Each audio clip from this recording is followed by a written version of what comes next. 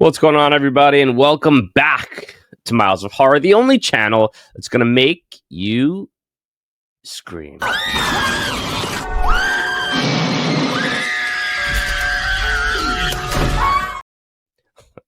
Happy Thursday morning, guys. I'm having my coffee. You know I love starting my day with you guys. There's nothing more I love than waking up first thing in the morning before work, ass cracking on, coming on here and hanging out with you great people, talking movies, talking horror, and all that good stuff. But fun fact for you guys, before I get into today's topic, I couldn't believe this. I discovered this yesterday, and I posted on my Instagram story. But did you guys know? Again, we're talking about VHS tapes, right? Did you guys know that when VHS tapes first came out, they were like routinely $80 to $100? Are you insane? Gonna cost you a lot of money. Let's see. Like $80 to $100. We talk about like modern sets costing like 50 to 60, and that's crazy with like extras and booklets. But VHS were 80 to 100. And apparently like VCRs were like $1,000. Like I'm still trying to get over that. I don't remember that. I guess I was too young. But excuse me, guys. I'm always so stuffy around here. It's freezing cold. So I thought that was pretty crazy. But today's topic, all right, we're talking about 2001's kind of, not a masterpiece, definitely not a masterpiece, but it's a super fun flick from 2001.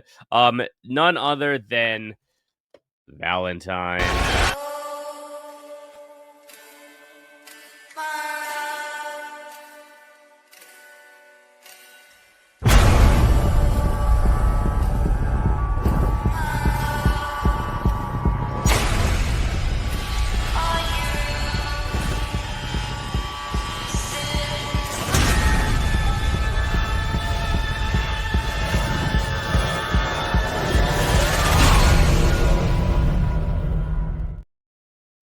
So this movie came out in 2001, and I watched it over the last 2 nights, because I was just so tired. It took me a couple nights to get through it. And I gotta tell you, like, a lot of these early 2000s, late 90s, like, slashery kind of vibey movies have aged really well. Like, I don't know what it is, but, like, they just hit, man. Like, whereas it did pretty well at the box office back in the day. I think I read it made about 37 million on, like, a 25 million budget.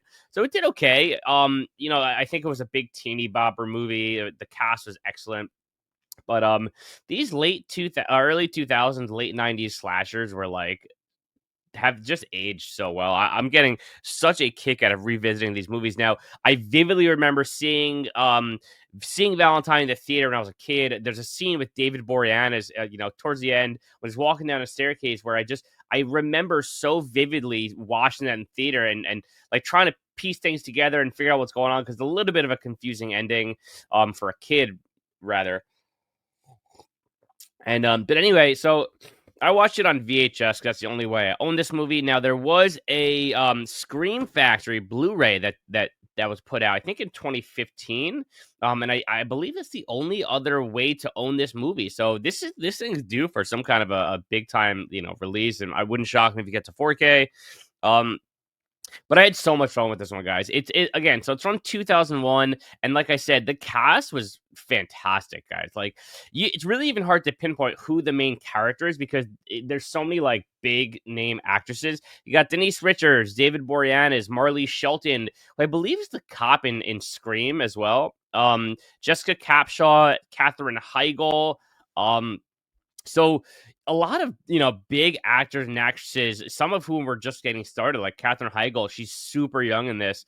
And Denise Richards obviously was hitting her stride right about now. David Boreanaz was huge from Buffy. So really, really nice cast. And it's a kind of prototypical slasher, but they hit some things home that really like separate it from the pack a little bit. That kind of make it fun and make it a little different than other slashers. So first of all, again, I just want to say I really, really enjoyed it. I saw this in the theaters when I was a kid, but I haven't watched it since, and I know people adore this movie, so I wanted to rewatch it. It's that time of year. Love is in the air, and so first, right off the bat, there's an opening scene with Katherine Heigl. Spoiler alert: the movie's 25, almost 25 years old. If you haven't seen it, Go watch it. I'm gonna spoil a little bit during this show. But in the opening scene, Katherine Heigl, she's like this mortician kind of like intern situation doing an autopsy, and her death is killer. Okay, and like she's doing this autopsy and the body like moves while she's doing it and ends up waking up, and she has this whole chase scene and ends up getting her throat slit on this gurney, and it was a great start to the movie, besides the fact that even before that, like there's like an opening scene where she's like on a date before she goes back to um her like mortician vibe, and the dude who's there is like the biggest fucking sleazeball ever. He's referring to himself in third person. It's hilarious. I don't remember what, maybe Sam. I'm trying to find it, but she goes on this date with this dude, and let's see if I can find it. Um, she goes on a date with this dude, and he keeps referring to himself in the third person. He's like, John doesn't like when you do when you do that, or he's like, Gary doesn't like when you do that. I don't remember what his name was, and she's just like, okay, this is weird and awkward. I'm gonna go, and it's just like it's just funny. It's just funny. Every single guy in this movie is an absolute sleaze ball joke of a character, and it's like really funny. It's like over the top in the best way. It's not too over the top. It's like kind of plausible, in theory. Um, how big of a scumbag all the guys are, but like it's over the top slashery and good. But anyway, so it opens up. She's in a restaurant with this guy. He keeps referring to himself in third person. She says, "Yeah, I'm gonna go. You're ridiculous." And then she goes, she gets killed. And so yeah, Katherine Heigl opened this movie up, and it's a great opening scene. There's some humor in it, and then the kill, which is excellent. So um excellent opening there. Okay, I love the opening of this movie. Really, all the deaths are fantastic in this movie. There's a big arrow death, which is like so like slashers that use arrows. I mean, we're talking Friday 13th. I don't know what other movie has ever used a straight up bow and arrow. And so there's a bow and arrow in this one. I'm guessing it's like an homage to like Cupid and his thing, and it's fucking badass. And like they get arrowed and they fall down into like a garbage disposal. And it's a really cool and fun death. You have Denise Richards in the hot tub, which is excellent. Okay. The Valentine killer's like he locks the door of the hot tub and is trying to drill her down. Um, and she gets it pretty badly. So you have the Denise Richards, you got axes and backs, you have throat slits. So really cool and kind of inventive deaths in this one. I think they did a really nice job with the deaths, making them creative, making them inventive, and the effects are rock solid, guys. But anyway, I want to get back to the guys in this movie because they're all absolute scumbag sleaze, and it's so over the top, and it's kind of hilarious. At one point, this guy says to Denise Richards, there's like this big party scene towards the end, and he goes, they're kind of flirting, and he goes, I have a surprise for you. And he brings her upstairs, and he just whips it out. He like takes off his pants and whips it out. And Denise Richards, this is literally quoted from the movie, okay? I pulled this, I literally wrote this down. She goes, you brought me up here to show me your penis. And I when I was watching it, I couldn't stop laughing because it was so ridiculous. And he just goes, wax me, baby. It's just absurd. So yeah, the guys were all scumbags. It was kind of hilarious. But it worked, guy. I don't know what it is. It just works. Um, so Valentine, great deaths, great cast, great acting. And again, one other thing I loved is that like you can't really tell who is the main character because they're all kind of intertwined here. So basic premise of the movie, they're all at a dance in eighth grade, and that's the opening scene of the movie. And this kind of loser character, Jeremy Melton, asks one of the girls in their group to dance, and they all say no. And then one of them is caught kissing him, kind of the one that's considered like a heavyweight or whatever, gets caught kissing Jeremy Melton, behind the bleachers, and everyone sees, and they kind of like she plays dumb and she pushes him away. She says, "What are you doing? Stop attacking me!"